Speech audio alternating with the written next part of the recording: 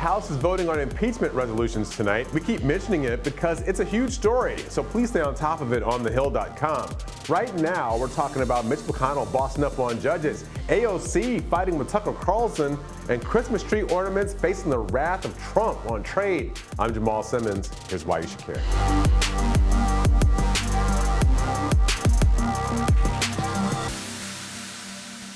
Whether you like him or not, we can all agree that Republican Senate Majority Leader Mitch McConnell is a boss. Politico broke down McConnell's victory lap on completing the conservative takeover of the federal courts. McConnell got his 50th circuit court judge confirmed on Wednesday to go along with the 120 district court judges he also got confirmed. Add 2 Supreme Court judges, and don't forget, McConnell just deboed one of those slots away from President Obama by denying Judge Merrick Garland from even getting a hearing. That means the Republican majority has filled virtually every open judgeship in 3 years. Now McConnell is trying to beast mode a few conservative judges through to fill lower court openings too. Democrats could use what few procedural roadblocks they have left in the committee process, but Republicans are threatening to withhold movement on the few appointments of Democratic-backed judges in primarily blue states like Connecticut, Illinois, and New York if they try. Remember the movie Friday, when Debo took Red's bike, then he came back and asked him for some more money? When Red resisted, Debo just took his gold chain? That's Mitch McConnell. And here's why you should care. Most cases never make it to the Supreme Court. They get decided in the lower courts. And now conservatives have the majority of seats on 7 of 12 appellate courts. Those are rulings on affirmative action, abortion, privacy, immigration, and any number of regulations you can imagine. If you care about policy, you got to care about the courts. If Democrats win the Senate majority back, they may try to expand the courts to add more seats, but that will be a tough haul. Also, remember when I reminded you earlier about McConnell denying Obama his Supreme Court pick in 2016? He said it was because it was an election year. Well, McConnell was asked what the Republicans would do if a seat opens up during the current election year.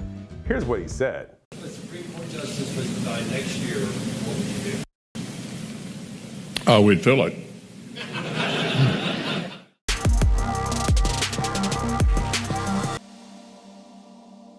Congresswoman Alexandria Ocasio-Cortez is clapping back at Fox News, while host Tucker Carlson tried to question how environmentally conscious AOC really is by saying she represents a district that's dirty, showing footage of litter in the area. A guest commentator then went on to say that the reason it's dirty is due to the district's large immigrant population.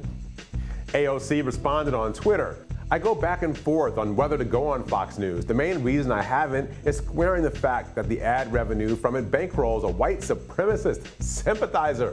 That's what she said. She goes on to say, immigrants are dirty is a lazy, tired, racist trope. Secondly, environmental injustice is a major motivation as to why we introduced and wrote the Green New Deal the way we did.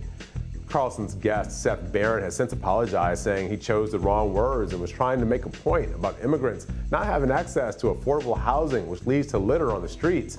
Whether that was actually the point he was trying to make or not, this is why you should care. Studies suggest that the environmental injustice AOC talks about is real and something we should be paying attention to. An EPA report from last year found that people of color are much more likely to live near polluters and breathe polluted air. And a new study from nonprofits Dig Deep and U.S. Water Alliance shows that more than 2 million Americans are living without running water, indoor plumbing, or wastewater treatment, and that race and poverty were the strongest predictors of water sanitation access.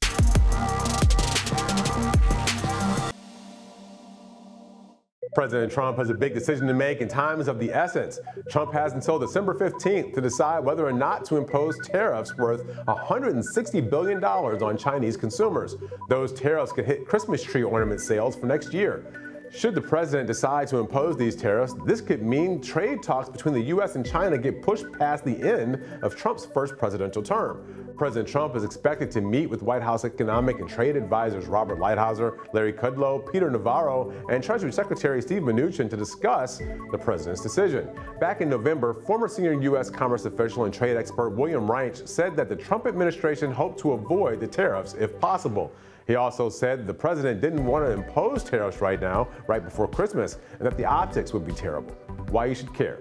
As of this morning, the president tweeted, "Getting very close to a big deal with China. They want it, and so do we." The president has been flip-flopping on the subject of China trade talks ever since the trade wars began. He's been moving the goalposts all over the map on trade and foreign policy. I don't know anybody who is crystal clear on what he really wants in any negotiation. Either way, boosting prices on next year's Christmas ornaments is a bad look, however you slice that sweet potato pie. Thanks for watching Hill TV on YouTube. Be sure to click subscribe and hit the bell so you know when we post new videos. And head to thehill.com for all the latest political news.